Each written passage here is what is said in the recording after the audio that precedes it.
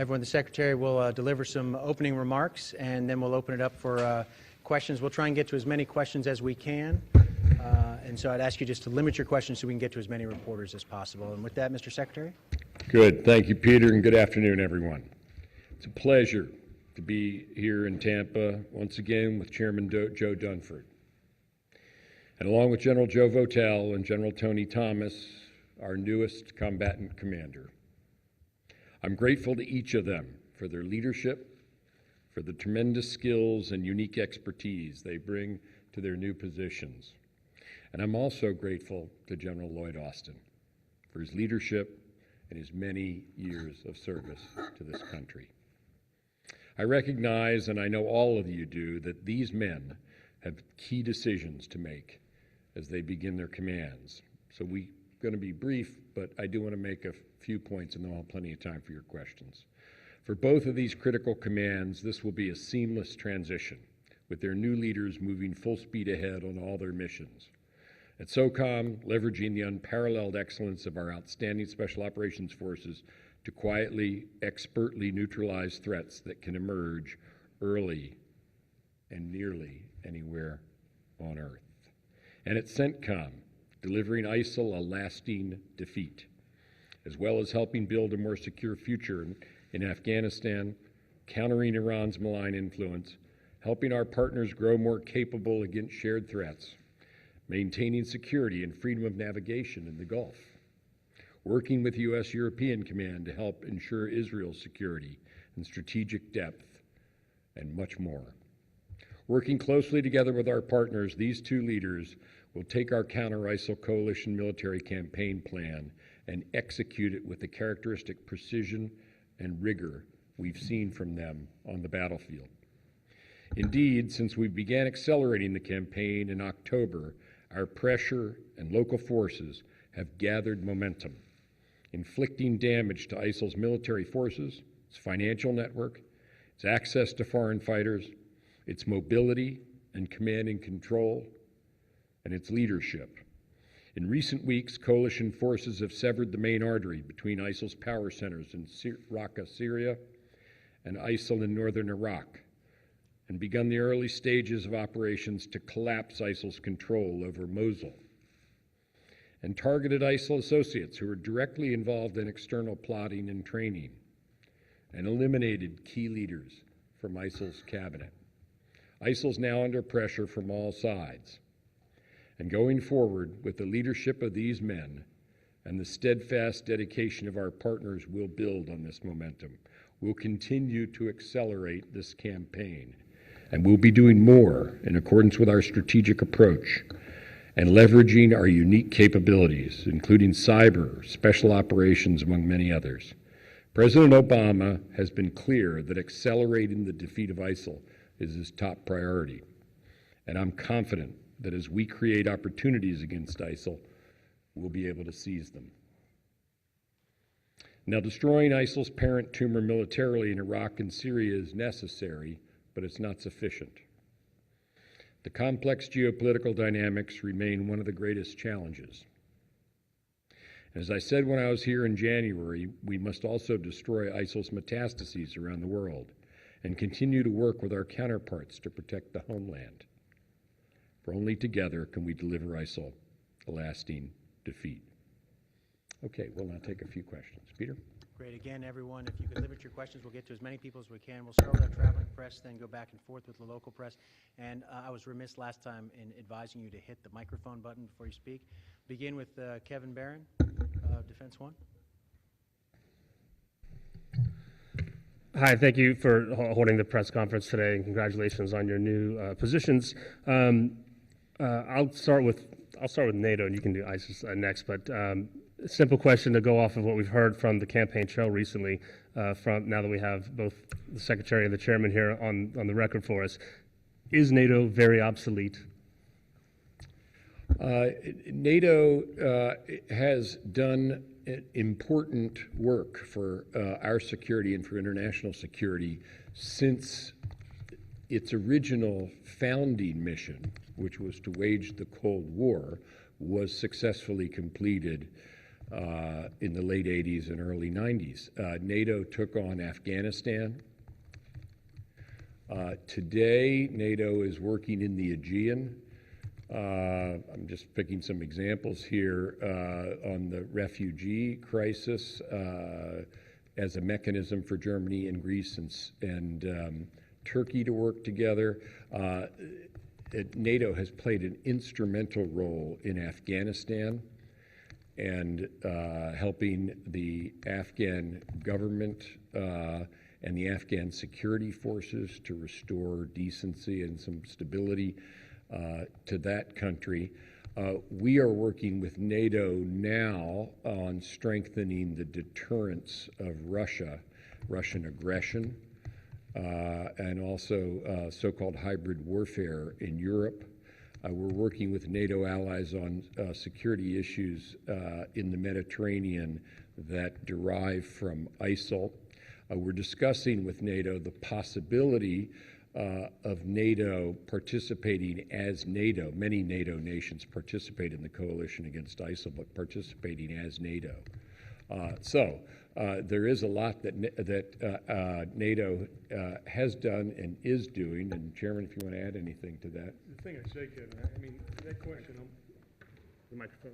okay. No, He should have yeah, I one. think I'd be able to come across. Yeah, if you can. But the thing I would say is, I think that question probably is a question that might have been asked 15 years ago, but it's hard to think about asking that question today when you look at the challenges in Europe, both to the east and the south. So the fundamental question is collective security for NATO still a requirement? The answer is yes. Does the United States still have common interests with our European partners in addressing those security challenges? The answer would have to be yes. And I would foot stomp the Secretary's comments about the out-of-theater contribution that NATO has made. I had the privilege of commanding NATO forces in Afghanistan, and when you think about it, it's pretty extraordinary that for 10 years, NATO has formed the core of a coalition in Afghanistan that has stayed together and still is together today with the Resolute Support Mission to move Afghanistan in the future. And again, the Secretary mentioned the Aegean. There's also a broad build partnership capacity effort by our NATO partners. We are a part of that as well in North Africa to harden states against ISIL. So in my mind, the relevance of NATO is not at all in question. In fact, I think it's a question of making sure we have the right focus because there's a lot of work to be done. Howard? Hey, gentlemen, this is, excuse me, congratulations, gentlemen, for your new jobs. I had a little trouble hearing you. Okay, congratulations on your new jobs. General Votel, if you can talk to me about your assessment of the Iraqi security forces' approach to Mosul. Are you satisfied that they have the capacity and the capability to defeat Daesh there? And, if not, what do you propose U.S. forces might do? Well, thanks, Howard. Well, certainly I've got a lot to look into specifically with how the Iraqi security forces are doing that, and I look forward to doing that very, very quickly. But I think some of what you're seeing now is you're beginning to see the Iraqi security forces stepping forward and conducting operations and starting to begin to move towards Mosul as we've done over a period of time. Excuse me, over a period of time. Excuse me, over a period of time. And continue to push towards that objective up there. So I think there is progress being made. There certainly is more that needs to be done. We need to continue to support them with all of our capabilities, and I look forward to a more detailed assessment of that. Would you recommend that, as you get into the job, would you recommend a greater U.S. presence there? Well, I think those discussions are underway here right now, and I know that Chairman and the Secretary have been having some discussions on that, so I look forward to joining that. Yeah, let me just say that we are looking for opportunities to accelerate the campaign against ISIL. That's the instructions the President has given us. So as we develop those opportunities, we want to do more. So I'll be looking to General Votel as we look to General Austin for opportunities consistent with our basic strategic approach, which is to enable capable and motivated local forces on the ground to take and hold territory, but with strong help from us. And then I also, apropos your question, I mean, it's very important that the Iraqi government be able to continue, as it has very strongly under Prime Minister Abadi, to provide the overall support to the Iraqi security forces and to reconstruction. That context is very important. It's not a military context, but it's, I mentioned it in my statement, very important. Thanks. Andrew? Thanks. Andrew Tillman with Military Times. Following on the ISIS question, General Dunford, you mentioned that the other day that you thought that in the coming weeks we would probably see an increase in troops over there, and I'm just wondering if you could talk a little bit about why now? I mean, Mr. Secretary, you've talked about offering some support to the Iraqis for several months now.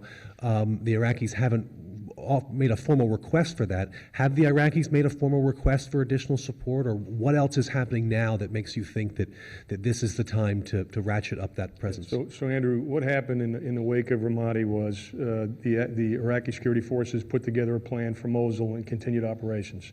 And so they shared that plan with our commander on the ground, General McFarland, and then they had a conversation about what enabling capabilities could we provide that would allow the Iraqi security forces and the Peshmerga to maintain the momentum that we have started to see over the last couple of months. So the timing of our request, and again, the Secretary, I brought it to the Secretary will engage with the President on what the President has asked us to do, which is to come to him with ideas that will allow us to maintain that momentum. But the timing really now is focused on the next phase of the campaign, which is towards Mosul and maintaining the kind of momentum that we had in Ramadi. So it's directly attributable to developing the plan for Mosul, sitting down, coming up with a common plan with the coalition on the ground led by General McFarland, and then figuring out what capabilities would best enable, again, to emphasize the point the Secretary made, what capabilities would best enable the Iraqi security forces and the Peshmerga to be successful in operations in Mosul.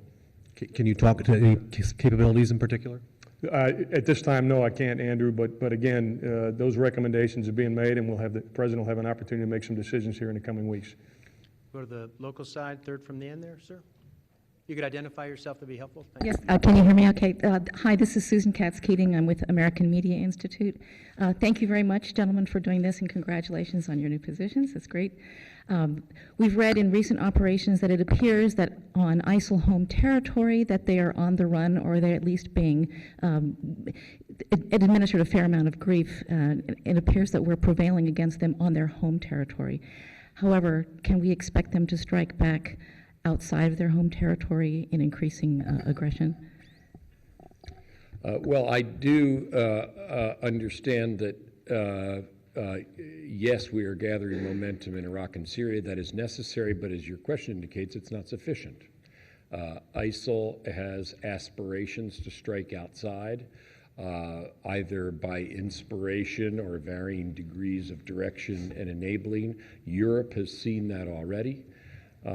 Obviously, we are concerned about that, so we do have to combat ISIL elsewhere. And as I said, I fully expect that we will be successful in Iraq and Syria at defeating ISIL, but there are the metastases around the world, and there's the homeland fight itself. All of those need to be waged in parallel.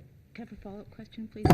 In follow-up? you. Move on, I want to make sure everyone gets a question, so Gotcha, thanks okay. very much. Here on the, Paul?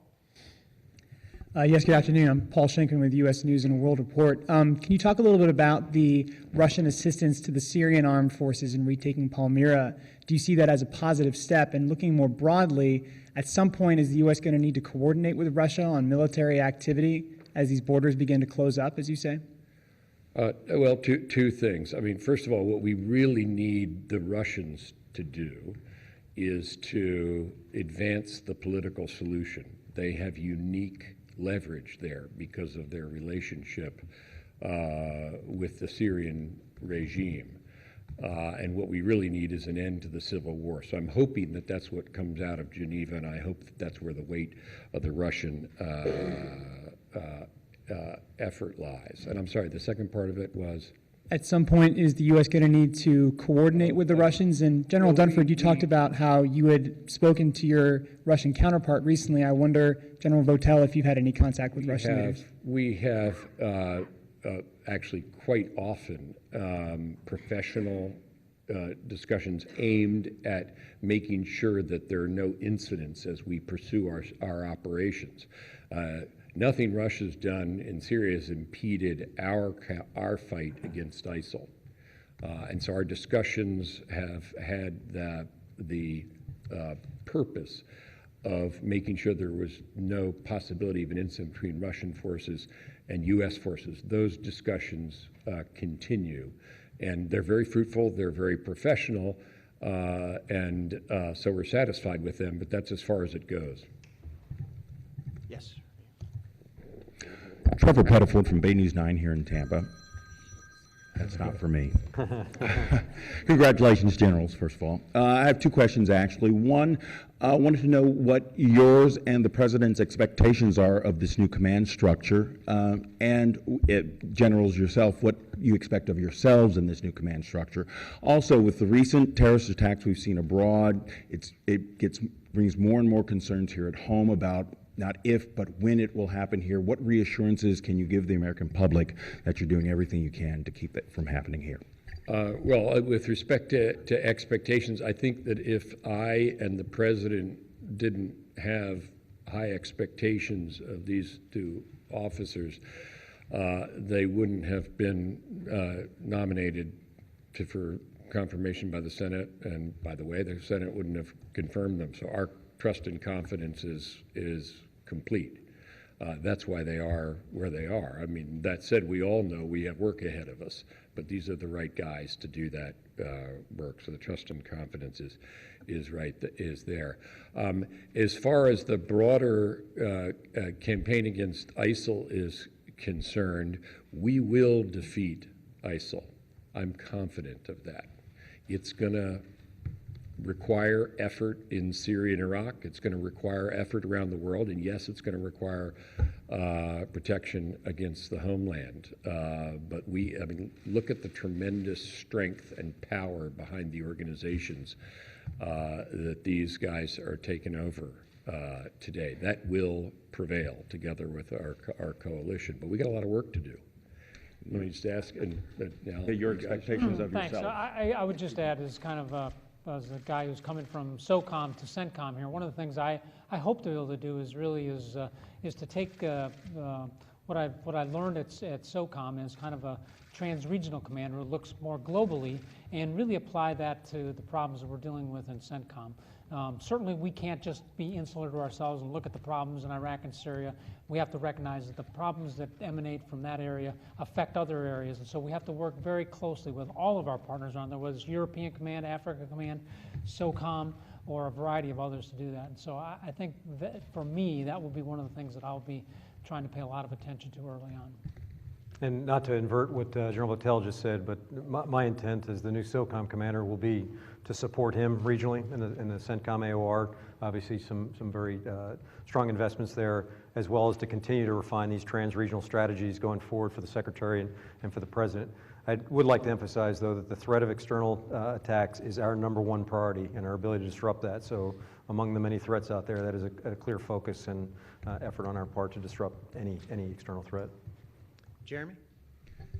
Jeremy here with Politico. Generals Votel, Thomas, congratulations. I want to ask you guys if you could talk a little bit about balancing secrecy with the need for public information on these wars, as they increase, and particularly as the U.S. looks to target and potentially capture more ISIL leaders.